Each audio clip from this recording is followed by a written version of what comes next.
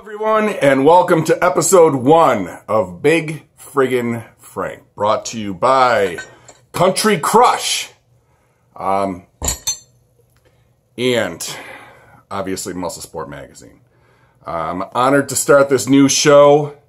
I think this is going to be a little bit different than what you're seeing out there. It seems that everybody with a heartbeat that ever picked up a weight is starting their own show. I know it gets pretty monotonous and aggravating, and you're like, who the hell is that?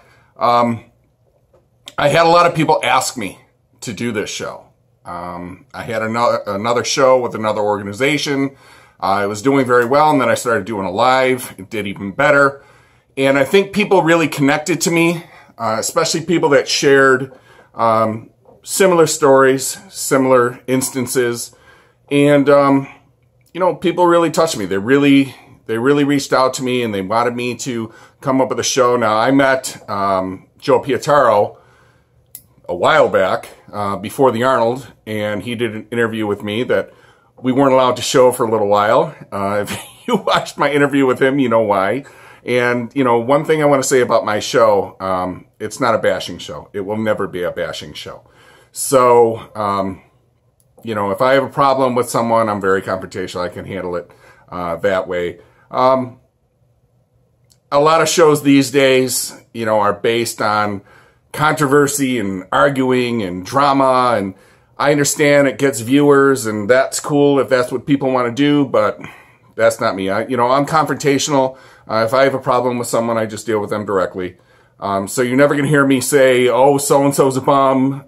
You know, I don't watch his show, fuck him, and, you know, the bullshit that goes back and forth. It's just never going to be me. I'm 47 years old. I got 4 kids. I'm way past drama and, you know, all that stuff. Even if it's for viewers, I love my viewers. I love my fans. I love my friends. I love everyone who follows me. But if it was a matter of having to get fans and friends that way, it's just never going to be me. But, of course, that's just me. So, nothing against those who do it. I kind of want to, you know, we're going to have a lot of fun with this show.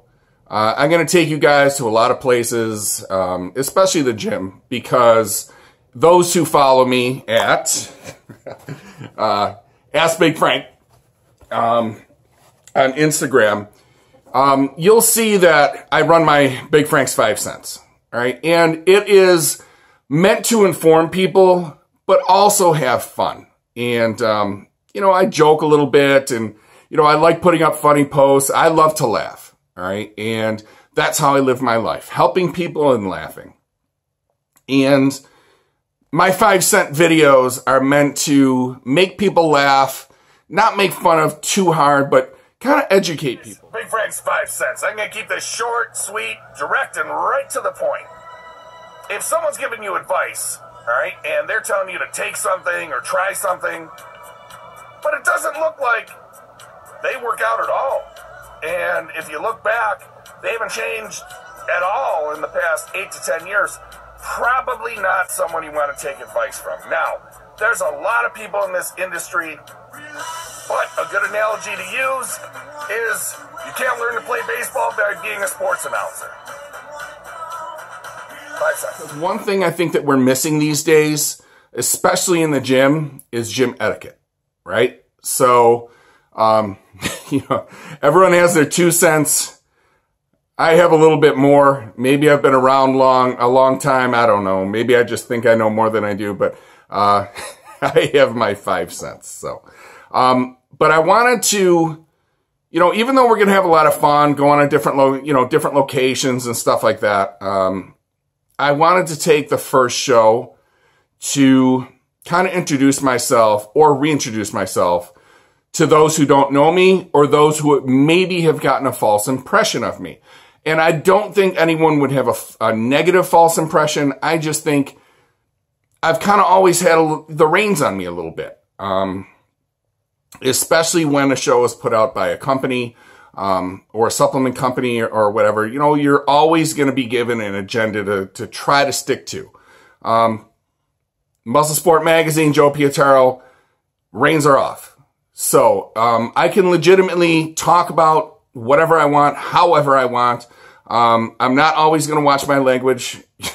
I worked in a prison for 10 years, and I worked at General Motors for 13 years. So, I mean, if you're ever going to pick up some language, that's where it's going to be. I'm a very open, honest person, all right? I see a lot of shit going on in the gyms.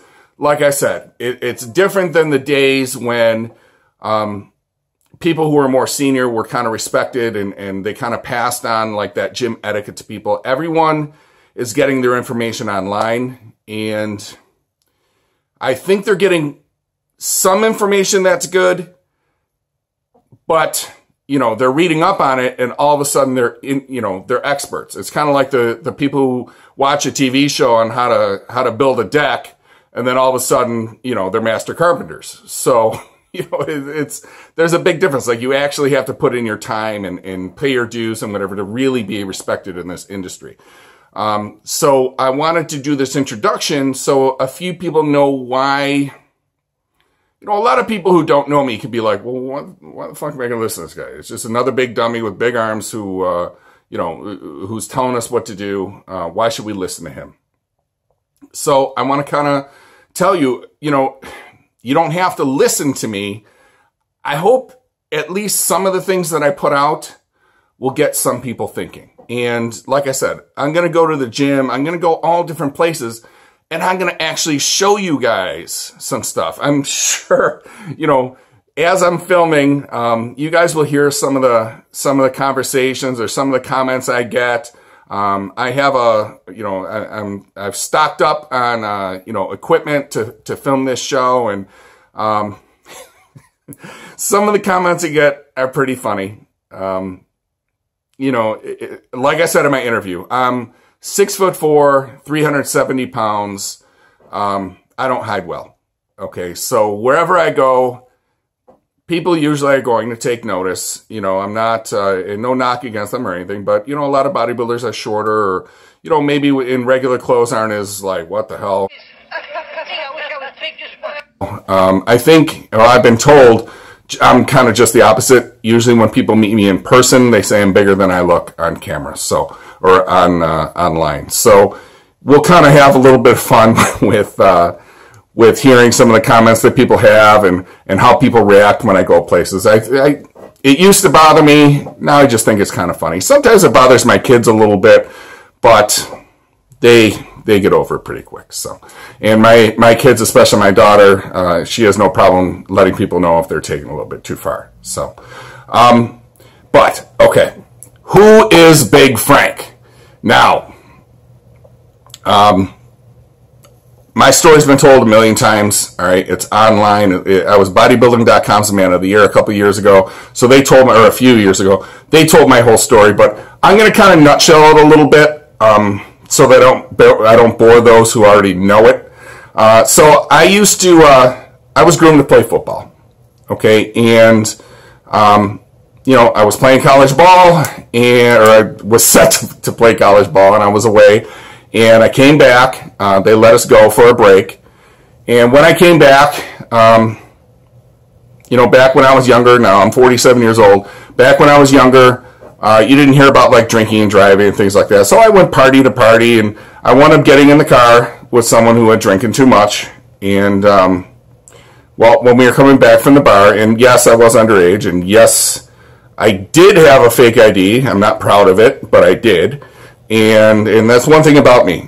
I don't lie. So, I don't blow smoke or anything like that. I did have a fake ID, and it was wrong. And I don't think when I went in places that they ever really asked for ID, because I think when I was 17 years old, I had a full beard. So on the way back, we're on the Niagara section of the Thruway, and my friend lost control of the car, and he started scraping around along the guardrail, and well, he cut it to the right side of the road, and there was a pole. He went through the pole, and the pole took my side and, pushed me onto his side of the car, ripped the seatbelt right out of the floorboard and the seat right out of the floorboard.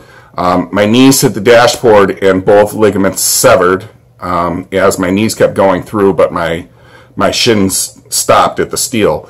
I had a gash to the bone. I had twisted spine, hip displacement, 6 herniated discs destroyed, all connective tissue, like my ligaments running down my spine was torn, 3 herniated discs in my neck, smashed my face. I had to have my face reconstructed. It was bad, to say the least. So bad that surgery after surgery after surgery, I was laid up for most of 6 years, mostly due to my back, with a hip displacement and twisted spine and the discs out and lack of connective tissue and ligaments. Nothing was holding my discs from falling out of place. So there were times where my nerves were pinched and I was paralyzed. So they told me that I would never walk right, never lift weights. Like, I had to have my knees reconstructed, but I couldn't walk because of my back. So it was always something. Each injury was negatively impacting the other. And it was rough. It was a rough 6 years. And during that time, my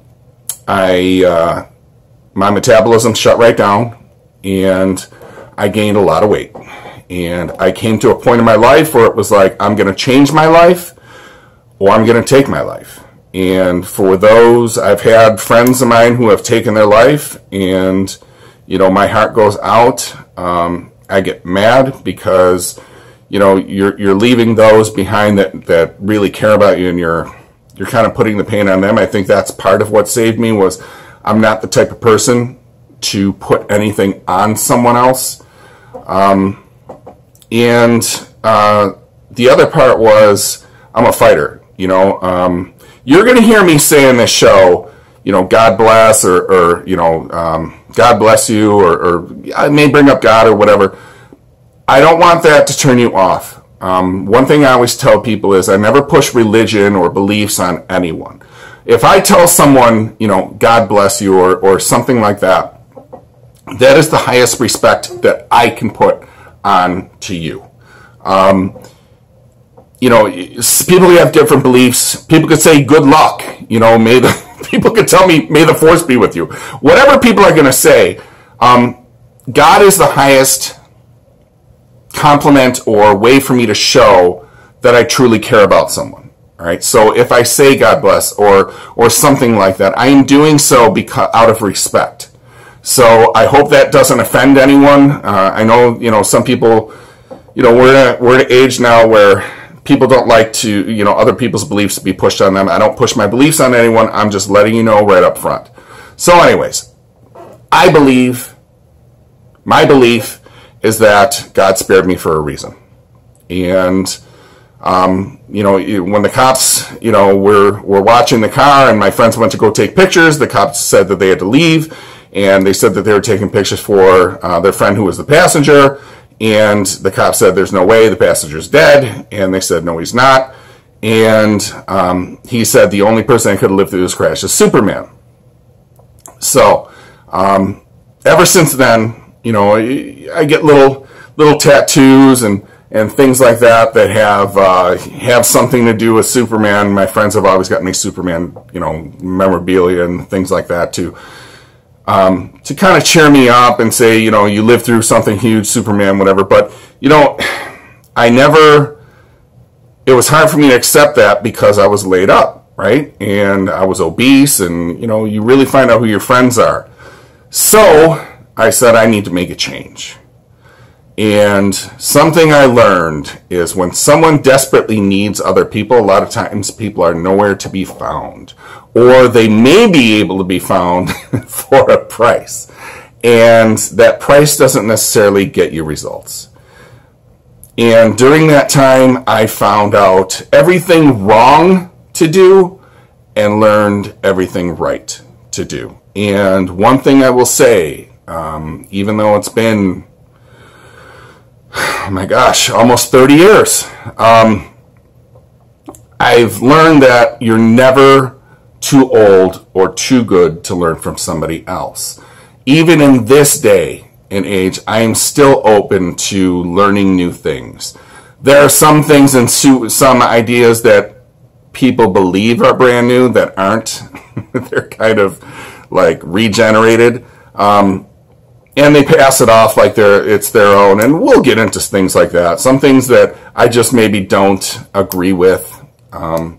But, you know, there's other people, like, I'll give you a perfect example, IFBB Pro Jeff Long. We got off on the wrong foot of wrong foots because, you know, there was a disagreement between him and my friend Chanel. And it was all due to a jackass who started a fund me that she never wanted. And it's a long story, and it really, you know, how that happened doesn't really matter, but you know, we wound up talking, and Jeff actually has turned out to be a really good guy, and I've been watching him, and if you follow Jeff Long, you're going to see his diet is as non-conventional as a diet can be. He eats probably half of the protein that most people half his level eat, and all his carbs pretty much is fruit. So, at 47 years old, you know, most people would think I'm set in my ways. I've trained, my gosh, people in 14 different countries around the world. I have my own competitive team. So you would think I'd be set in my ways, but when I see things like that, and I read what he writes, and I see his documented results, it gets me thinking, and I get interested myself. So we're going to have fun with stuff like that, too. You know, I'm not only going to push what I know onto people, we're going to learn together also, which I think is pretty cool. And I think it's rare that someone puts out a show and is willing to listen also. So, you know, getting past that, so I changed myself. Once I learned how to do things correctly, I lost 145 pounds, and I rebuilt myself. And when I rebuilt myself, I told people I want to compete in bodybuilding, and they laughed at me. My own family laughed at me. Until 2001, when I stepped on stage and I won my first show.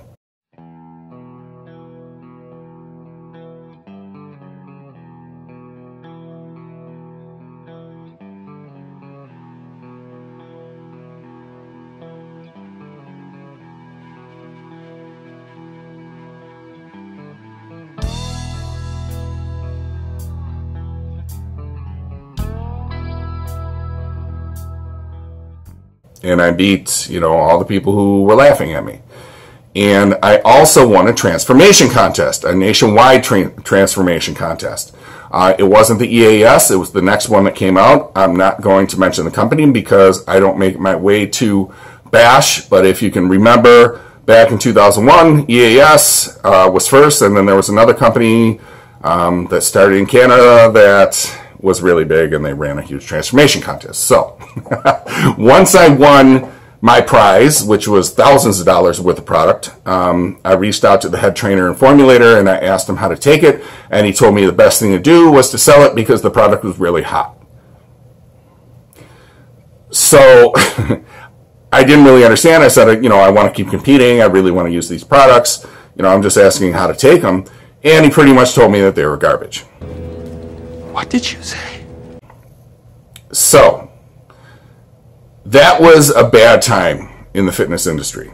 When, after the Body for Life contest and the book came out from EAS, a lot of companies, they jumped on the Whey bandwagon, and we'll talk about Whey. Trust me. A lot of people jumped on the Whey bandwagon and ephedrine and all the things that were listed in that book were supposedly, you know, bodybuilding, you know, staples you had to have. And it made that company, and then it made a lot of following companies very, very rich. But it didn't change many people. And we'll talk about that also in shows to come. But what I learned was that was a very bad time for the supplement industry. And as I kept winning shows, and I raised, a lot of companies approached me to be sponsored, but I really had no interest. I mean, back then, a sponsorship was free product, and I didn't want their product, and I never wanted to seem like a sellout. Back then, I had plans for where I was going to go. I wound up turning pro in 2008 because I competed many years in the NPC, and my last show with the NPC, and now I'm able to talk about it because the reins are off, and it's not a big deal. I don't know why I was ever stopped from talking about it. It's my past. It's part of what happened. I was competing with the NPC, and my last show, I had Ben White on one side of me and Shiloh Steinmetz on the other side of me, both amazing competitors. They wound up comparing myself and Ben, my God, at least 10 times, and Ben wound up beating me by a point. He later, a couple weeks, went on and turned pro. I beat Shiloh in that show, so I placed second. No hard feelings. I think I think Ben White is an amazing guy. I've talked to him many times. But after the show, I went up to the judges, and I wanted to know what I could do to improve because I planned on doing the same show that Ben was doing. Where he turned pro, and I just wanted to know what I could do to improve my chances to turn pro. And the head judge, who was, the vice president of the NPC at the time, told me that, just looked at me and said, get shorter. That is the stupidest thing I've ever heard. Now, you're telling someone who's dieted and depleted and it's just not a good answer. I kind of took it to heart, and I made me mad and made me feel like I wasn't going to go anywhere, but since he was going to be the head judge at the next show. So I figured I was done. I thought that's it. And then a couple days later, I got a phone call, and it was from one of my heroes, at IFBB Pro, Paul Dillette, who I watched, all through the 90s. And I just thought was absolutely incredible. And he had started a new organization. And, at the time, we heard all different stories of what it was going to be. He originally claimed that he was going to be, or he said that he wanted to be with the NPC as kind of like the IFBB, kind of like the minor leagues.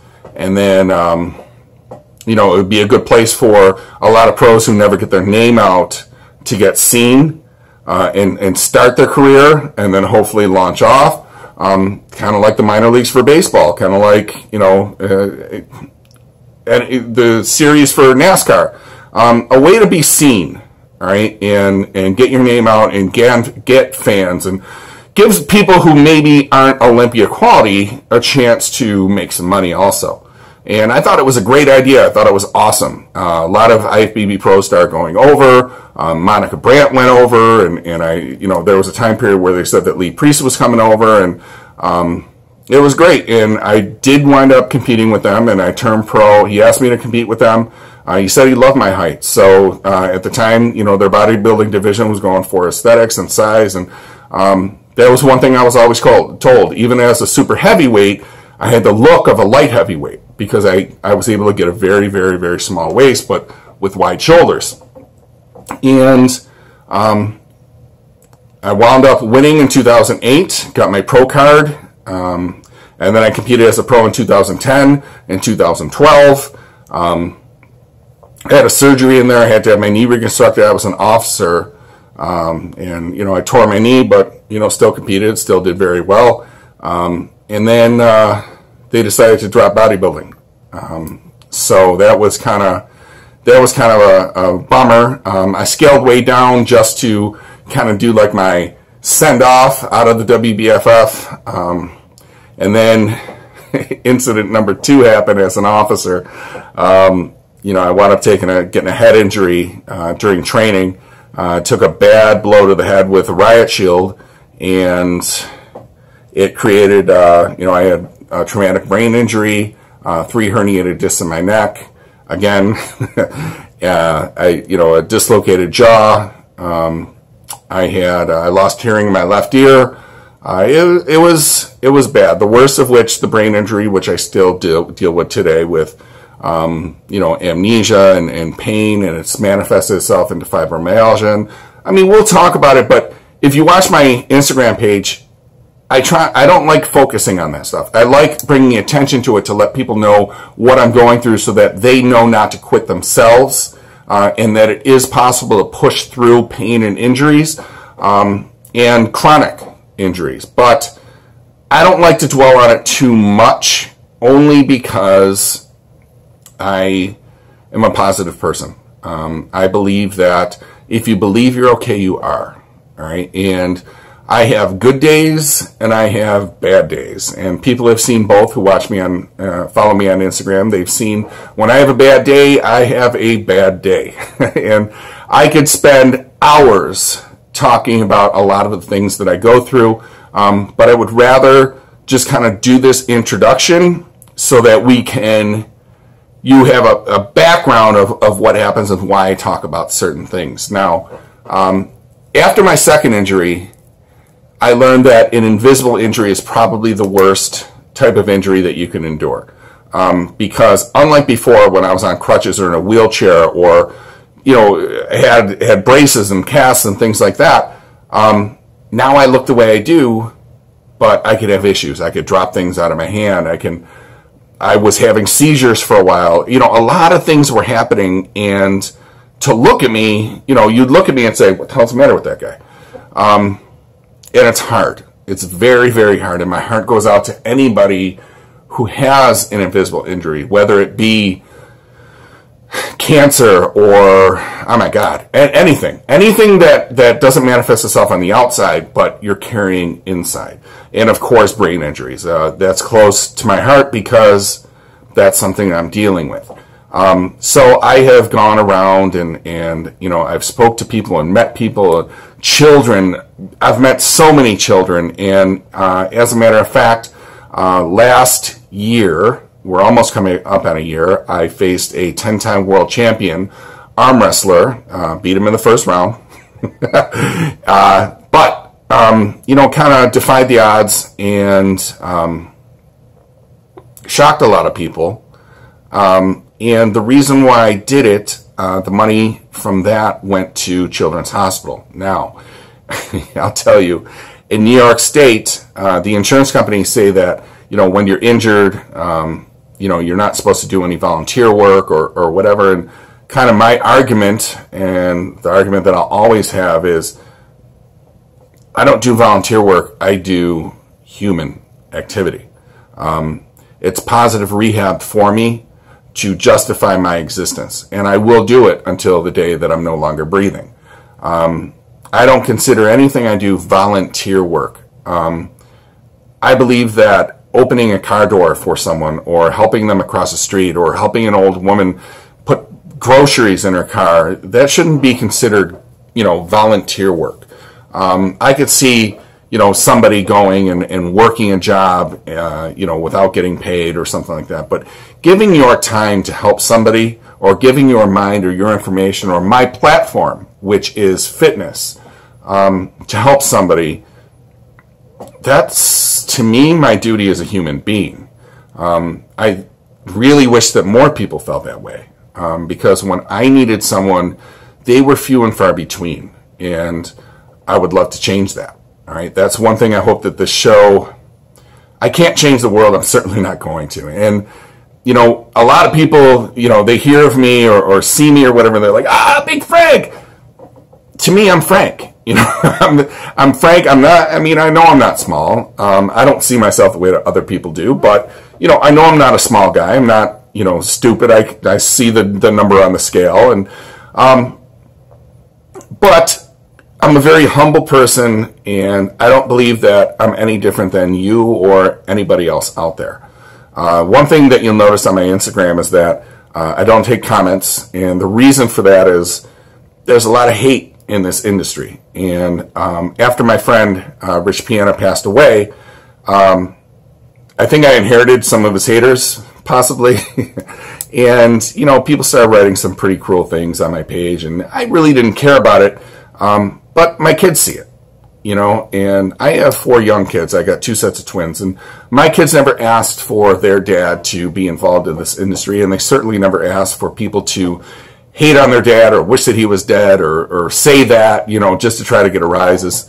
It's not funny. It's kind of disgusting, and you know, it's upsetting to children especially. So I'm just not somebody who, you know, likes the comments. Rich embraced them. He loved the haters. I don't need it. You know, I thrive on positivity. I like helping people. So that's the difference between me and Rich Piana. And how we wound up meeting was after my head injury. I was laid up for a while. I disappeared from the industry for a couple of years, and I was at an expo. All right, I went to go support a friend of mine, a recent friend of mine. I had no social media. I had nothing.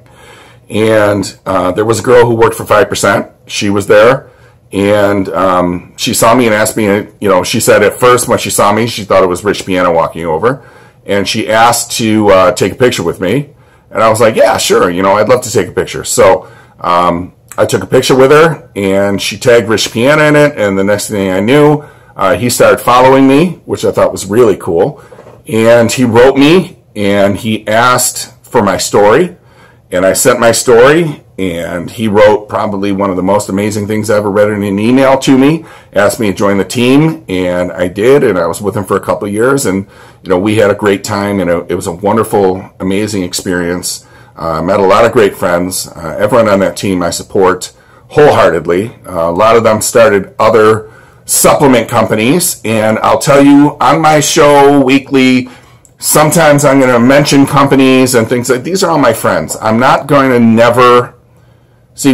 I was with a company not too long ago where I couldn't even mention other companies, and you know, that's just never going to be me again. All right, even if I'm working on my own company now, and I will always support others. As a matter of fact, I told a friend of mine who started a company, I will purposely not run the same products as him because those products are already on the market. Why would I argue or fight with other friends who have other companies? Why would I compete against them? There's no need for that. So what I will always do is come out with things that are not on the market that I think are very beneficial, especially to those who are injured and really want to change and transform themselves. So I will wear shirts from other companies, and you'll think, oh, what the hell is he sponsored by that company? No, not necessarily, or not at all, actually.